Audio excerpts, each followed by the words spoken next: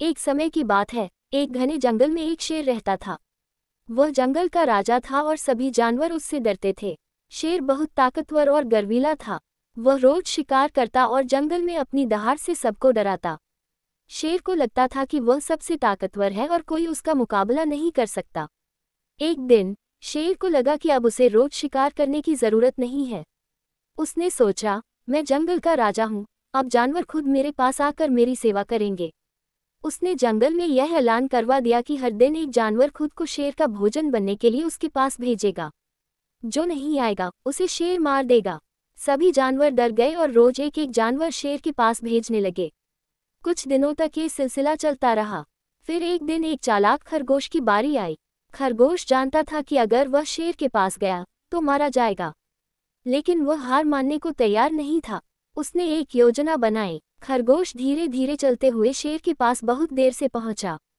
शेर बहुत गुस्से में था। उसने गुस्से में दहाड़ते हुए कहा, इतनी देर क्यों हुई? खरगोश डरते हुए बोला, महाराज, मैं अकेला नहीं आया था। आपके लिए एक और मोटा ताज़ा खरगोश ला रहा था, लेकिन रास्ते में एक और शेर ने हमें रोक लिया और कहा कि वह असली जंगल का राजा है। उसने मेरे साथी को खा लिया और मुझे भेजा कि मैं आपको बता दूं कि अब से वह राजा है। ये सुनकर शेर आग बबूला हो गया।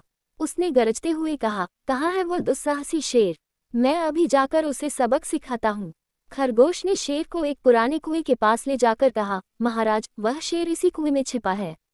शेर ने कुएं में झांका तो उसे पानी में अपनी ही परछाई दिखी। उसे लगा कि वही दूसरा शेर है। गुस्से में आकर शेर कुएं में कूद गया और डूबकर मर गया।